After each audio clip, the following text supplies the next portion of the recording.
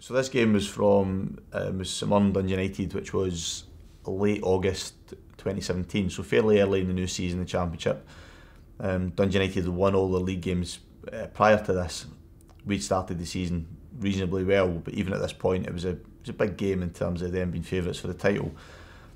We played 3-4-2-1 this game. It was the first time I'd ever played that system.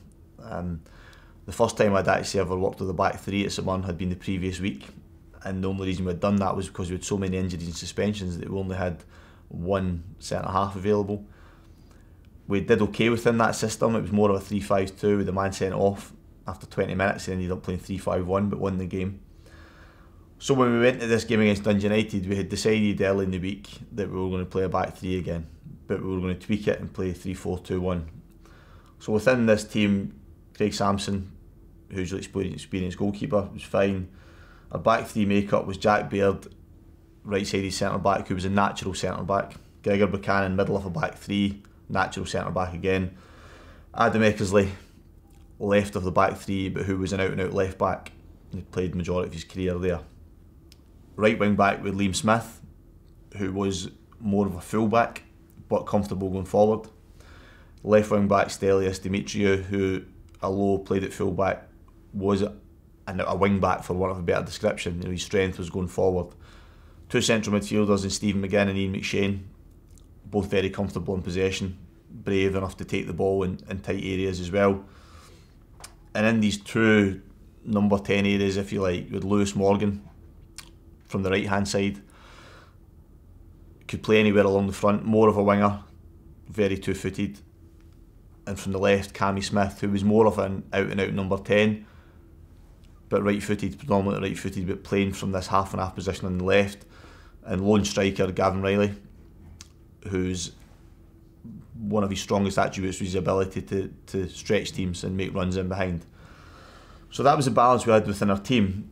I think the balance was good within our back three. One natural full-back, one natural centre-half either side. The wing-back, good balance. Two central midfielders comfortable on the ball, as we said. So once we decided we were playing this way, we looked at what Dundee United would provide as an opposition. And predominantly through that season, Dundee United played 4-3-3 or 4-2-3-1, whatever you want to play, whatever you want to call it, but that system. But within that system, they had the lone striker Scott McDonald, hugely experienced, very good player, had played Champions League with Celtic, but quite small in stature and wasn't going to make runs in behind. So by playing in this system, the biggest thing we worked on defensively was within the 3-4-2-1, the out of possession, it became a 5-4-1. So we dropped our wing backs back into a back five. We dropped our two number 10s back into wide areas, so they became orthodox wide midfielders, and we had our one striker. And we did that a little bit further up the park than we are at the moment there. So we were still we were giving up possession. We made the decision to give up possession, which was unusual for us at home. And the reason we did it was that we felt with that lone striker, once they got halfway up their own half, Dundee United, you couldn't really play direct because we would expect to win headers. And Scott wasn't going to make these types of runs. And on the day, we got, again, you need some fortune to go your way, we got a little bit fortunate in that Dundee United's wide players started to play in here. So Paul McMillan and Billy King, who were both quite quick. But rather than them playing out there and causing us a little bit of problems with our wing backs, they came in here. And because we were compact as a team, either one of the centre halves, a full back, one of the deepest midfielders was coming, taking possession, and they were finding very little places to go. We were so compact and we plugged the gaps so well that they were either turning over possession, but because they had started the season so well and they had good players, more often than not, they were trying to play little balls into these areas, and the amount in the early part of the game that we turned over in these types of areas up and around the halfway line was incredible. So defensively it worked for us, and it was unusual, and it relied upon these two in particular, so our two 10s, if you like, having that discipline and willingness to drop back into these areas and make it a 5-4-1. And it worked well. As I said, we turned over possession fairly high up the pitch, and they found it difficult to find anywhere to go in the game. So in our preparations for the game, so that was mainly defensive preparations, and on the flip side we obviously had to begin to look at how we could win the game within that system. So again, if I just tidy this up, United's formation, so wing backs a bit higher. So these ones, Lewis Morgan and Cammy Smith, that were playing as a 2 10s, really important. Really important how we played. So you can do the work, but you also have to have good players that understand what you want to do, and players that have a feel for when to do it. So our patterns of play that week about how we had worked on creating opportunities were a lot on how we get the ball to Cammy Smith, how do we get the ball to Lewis Morgan, how does that happen. So if we're playing through our 2 midfielders, Steve McGinn and Ian McShane, who both want to come and take the ball, how do we then get these 2 on it? And these 2 guys are really important to it. If these 2 stay where they were when we're in possession, we're not going to get these 2 in the ball. If these 2 come up and start to play high, what begins to happen is the fullbacks start to have a problem. So United's fullbacks here and here have got 2 choices. Do they start to get attracted towards wing backs and they leave these big gaps in here, or do they start to get dragged into there? So they're either there, so they're shifting, and it worked really well for us, and we got joy in terms of how these areas that these players picked the ball up on.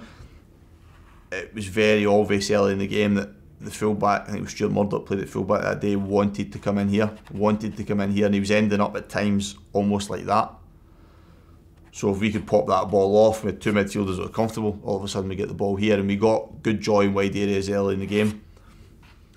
And our first goal in this game was probably the one that, as a manager, as a coach, that you reflect on and say, if there's ever a time where everything comes together really well, it doesn't always happen like that. You know, that was it. So we had the ball as part of our back 3. Like Scott McDonald was here, one of their wide ones here, other wide ones. So their midfield's kind of set like that. Back 4. So we have our shape there. I think our wing backs were slightly deeper. So the ball was with Adam Akersley at left centre back. And I mentioned about having a left back, natural left back. Now one of the things that Adam had that a lot of left backs will have is he's good in possession. So he has possession here. Ian McShane, Steve McGinn, both want to come towards the ball to play. His courage to play that first pass that we had asked him to do was good, and the pace and the quality he plays at is good. So let's pass from Adam to Stephen, and here Ian McShane short. Their back 3, their front 3 are already there. Our 2 wing backs are here. I think who's there? I think that's it more there. As that ball travelled to Stephen, both Dundee United central midfielders got attracted to the ball there. Now,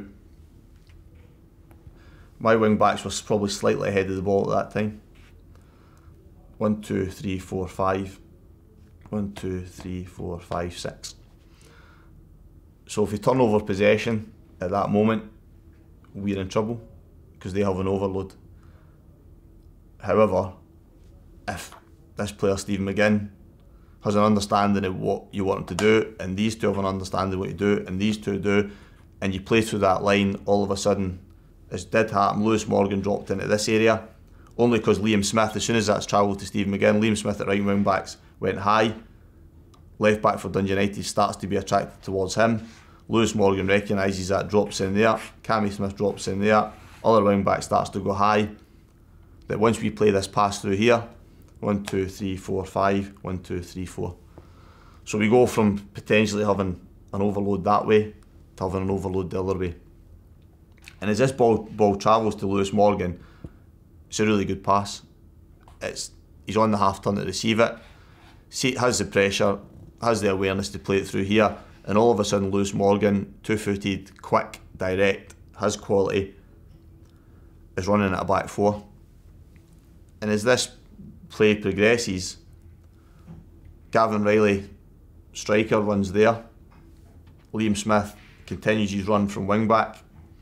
Centre half obviously narrows in. Cammy Smith, the other number 10, starts to run there. Full back narrows in. So as Lewis Morgan has the ball, he could probably go here, Gavin Riley. At a push, he could go back out Liam Smith. Here for Stelios Dimitriou. But back four is always starting to deepen. It's starting to deepen because it's got danger and it's got an overload. Drives to the edge of the box, his quality takes over and he puts it in the bottom corner. So in that one moment, that pass between the lines that breaks the game, changes a 6v5 in Dundee United's favour to a 5v4. And once you do that, you need all these bits to work. You need wing backs run, you need your strikers run, all to come into play. And then that last bit from Lewis Morgan is quality in your players, it's trusting your players to go and do that. So within that, these two examples, our shape defensively, dropping from a 3-4-2-1 into a 5-4-1, allowing possession, knowing that we wouldn't be running behind, that they couldn't play direct. Dundee United playing out of our hands a bit, they're trying to thread balls through a really compact shape, us turning the ball over high. And then these two, in particular the two 10s and the two wing backs, understanding their roles and understanding that his movement only works if he's prepared to make that yardage. If a wing back stayed back here, I don't think those passes ever go into these areas. So it's a system that, believe it or not, I haven't used an awful lot ever since. But it was probably one of the clearest days that I've had as a manager, whereby the work we've done defensively and offensively has came together so well within the one game. And ultimately, it probably we ended up winning the game 3-0, and we were really good through it, consistently good with that system and formation and in that style of playing. And on reflection, even though it was very early in the season, I think it put down a real big marker for us. And obviously, from a managerial perspective, helped your players trust in what you do. Even though you might change system and you might change what you're asking them to do, it helped them believe that if they bought into it and they worked on the training pitch, then they could carry it out in a match day.